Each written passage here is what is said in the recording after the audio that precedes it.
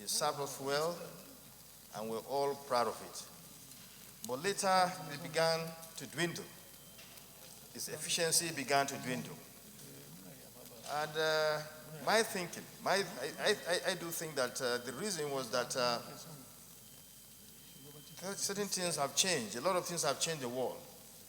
But that entity did not bring that it did not factor that into its operation and continued to operate as it was operating before.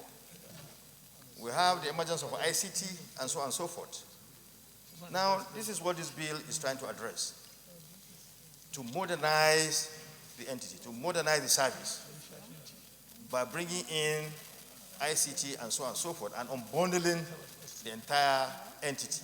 This is welcome. This is very good. And we should do this. We should support this bill so that we can see, it can go a long way in operating like what we see in other climes.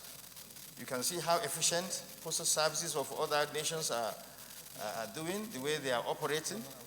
We saw recently in US where election just took place, recently, where ballots were sent through the postal service, and it was done properly without any problem.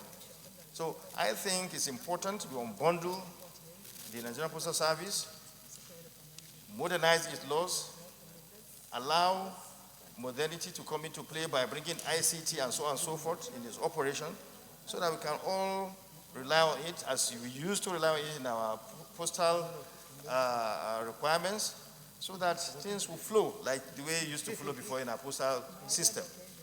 I urge my colleagues to support this bill because it is really important. It was something that will help this country, something that will bring revenue to the government and also serve the people of this country very well, as we used to enjoy the service of our postal service in the 80s and 70s. I so submit.